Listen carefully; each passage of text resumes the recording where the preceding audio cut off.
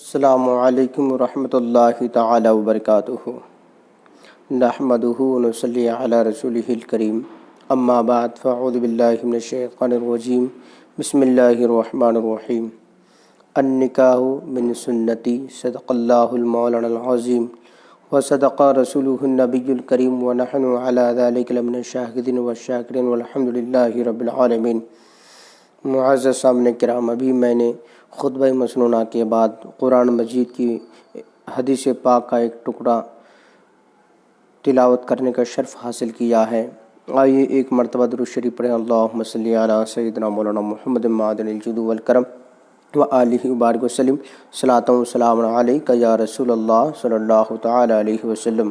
حضرات، نکاح اور ہمارا معاشرہ، نکاح کیا ہے اور معاشرہ کیا ہے، آج یہ دو میرا ٹاپک ہے۔ نکاح انسان کی فطری ضرورت ہے اور اسلام کی نظر میں ایک مقدس فریضہ اور غیر معمولی اہمیت کا حامل ہے۔ اس کی اہمیت کا اندازہ اس بات سے بھی کیا جا سکتا ہے کہ اسلام نے نہ صرف نکاح کرنے کا حکم دیا ہے بلکہ اسے آسان سے آسان بنانے کا بھی حکم دیا۔ اللہ کے رسول صلی اللہ علیہ وسلم کا ارشاد گرامی ہے، آسانی پیدا کرو اور تنگی نہ کرو، اور آپ نے فرمایا بے شک سب سے بابرکت نکاح وہ ہے جس میں کم سے کم خرچ ہو۔ دیکھیے، اللہ کے رسول نے نکاح کو آسان طریقے اور پوری سادگی کے ساتھ انجام دینے کا حکم دیا ہے، مگر آج قوم مسلم کا حال یہ ہے کہ دعویٰ تو اسلام کا کرتی ہے اور یہ قوم اعلان رسول اللہ صلی اللہ علیہ وسلم کے پیروی کا کرتی ہے، مگر یہ دعویٰ اور اعلان محض زبانی جمع و خرچ ہے، کیونکہ نبی اکرم صلی اللہ علیہ وسلم اور آپ کے صحابہ کرام نے بھی نکاح فرمایا اور نکاح کے تقاریب منعقد کی۔ کیا ہماری تقاریب نکاح آپ اور آپ کے صحابہ کی تقاریب کی طرح ہے؟ ظاہر ہے کہ ہماری تقاریب نکاح رسول اللہ صلی اللہ علیہ وسلم کی اور آپ کے صحابہ کرام کی تقاریب سے بالکل مباین ہے۔ اسلام کی نظر میں نکاح محض جسمانی ضرورت کی تسکین اور نفسانی خواہش کی تکمیل کا نام نہیں ہے، بلکہ اس سے دنیا اور آخرت کے بہت سارے احکام وابستہ ہے۔ اسلام نے نکاح کو انسانی بقا و تحفظ کا بنیادی سبب بتلایا، احساس بندگی اور شعور زندگی کے لیے عبادت سے تعبیر فرمایا، افت و پاک دامنی کے حصول کے لیے اہم ڈھال قرار دیا، اور سماج کی بڑھتی ہوئی بے حیائی و بے راہ روی پر قدغن کا مؤثر ہتھیار قرار دیا۔ نبی کریم صلی اللہ علیہ وسلم نے نکاح کو اپنے سنت قرار دیا، نیز آپ نے نکاح کو آدھا ایمان بھی قرار دیا۔ نکاح انبیاء کرام کی بھی سنت ہے۔ ارشاد باری ہے، رب تبارک و تعالی قرآن مقدس میں فرماتا ہے، وَلَقَدْ أَرْسَلْنَا رَسُولًا مِّن قَبْلِكَ وَجَعَلْنَا لَهُمْ أَزْوَاجًا ذُرِّيَّةً۔ اے محمد، ہم نے آپ سے پہلے یقیناً رسول بھیجے اور انہیں بیویوں اور اولاد سے نوازا۔ ارشاد ربانی سے صاف معلوم ہوتا ہے نکاح انبیاء کرام کی سنت ہے۔ اسلام نے نکاح کو جتنا آسان بنایا، ہمارے معاشرے نے اسے اتنا ہی مشکل بنا ڈالا۔ کیا صحابہ کرام میں حضرت عثمان ذو النورین، حضرت عبد الرحمن بن عوف جیسے کروڑ پتی موجود نہ تھے؟ کیا ان حضرات نے نکاح کے لیے عالی شان شادی محل اور گھوڑا جوڑا کا مطالبہ اور پرتکلف طعام کا اہتمام کیا؟ اپنی دولت کی تشہیر اور اپنے اسٹیٹس کی بحالی اور معیاری شادی کے نام سے لاکھوں کی رقم پانی کی طرح بہایا؟ ظاہر ہے اس کا جواب نفی میں ہے، مگر آج ہمارا مسلم معاشرہ اپنی جائز و ناجائز دولت کی تشہیر اور معاشرے میں عزت اور شہرت کے لیے کوشاں ہیں۔ ہم کفایت شعار قوم سے فضول خرچ قوم بن چکے ہیں، نمود و نمائش پر یقین رکھتے ہیں اور ذہنی طور پر دکھاوے کے غلام بن کر رہ گئے ہیں۔ یقین کیجیے کہ ہماری ترقی کی راہ میں ہمارا مصرفانہ رویہ اور فضول خرچی کی عادت دیوار چین بن کر کھڑی ہے۔ دنیا کے کسی اور اسلامی ملک میں شادی و بیاہ کی نہ اتنی رسومات ہیں اور نہ ہی اس قدر دولت پانی کی طرح بہائی جاتی ہے جس طرح ہمارے یہاں اس موقع پر روپیے کو آگ لگائی جاتی ہے۔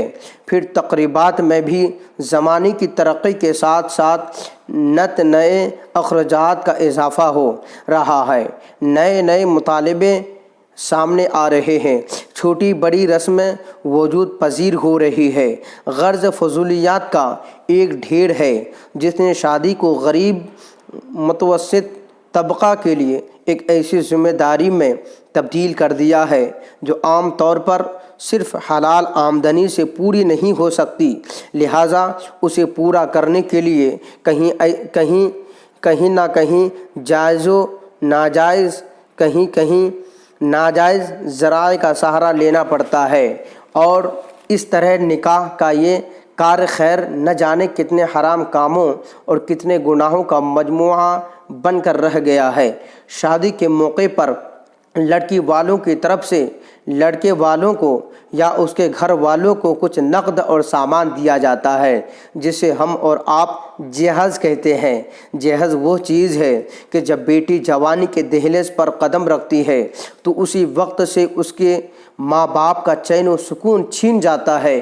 ہر وقت اور ہر لمحہ انہیں اپنی بیٹی کی شادی کرانے کی فکر رہتی ہے اور وہ یہی سوچتے رہتے ہیں کہ پتہ نہیں میری بیٹی کا رشتہ ملے گا بھی یا نہیں، اور اگر ملے گا تو کتنا جہیز دینا پڑے گا، کہیں ایسا تو نہیں کہ مجھے گھر بار بیچنا پڑے، یا کہیں ایسا تو نہیں کہ پورا جہیز نہ ملنے پر میری بیٹی کو اس کے گھر پر ستایا اور مارا جائے گا اور اسے بات بات پر طعنہ دیا جائے گا کہ آج قوم کی بیٹیاں اپنے ماں باپ کو رسوائی کا آئینہ دکھا رہی ہے، بدکاری، بد اخلاقی اور بے حیائی کا راستہ ہموار کرتی نظر آ رہی ہے، جس کی وجہ سے دوسری معصوم بچیوں کے ساتھ بھی بدفعلی کا عمل ظاہر ہوتا نظر آ رہا ہے۔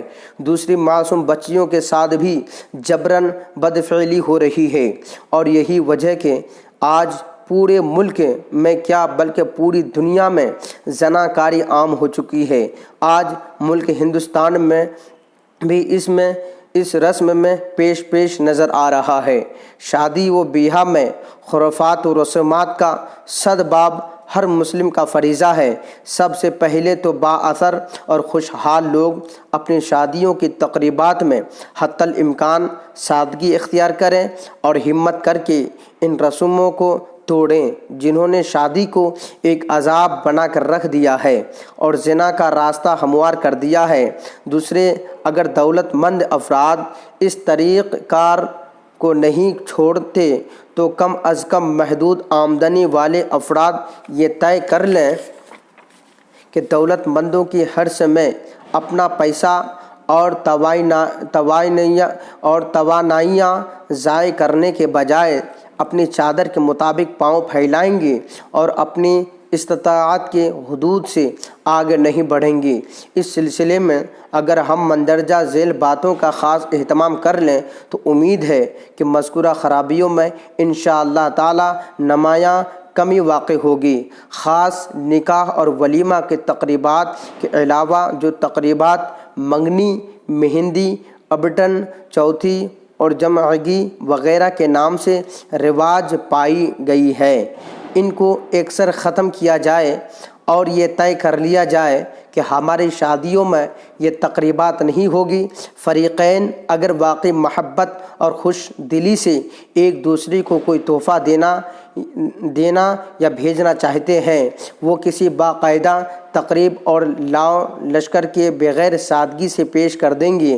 اظہار مسرت کے کسی بھی مخصوص طریقے کو لازمی اور ضروری نہ سمجھا جائے، بلکہ ہر شخص اپنے حالات اور وسائل کے مطابق بے تکلفی سے جو طرز عمل اختیار کرنا چاہے کرے، نہ وہ خود کسی کی حرص کا شکار یا رسموں کا پابند ہو، نہ دوسرے اسے مطعون کریں۔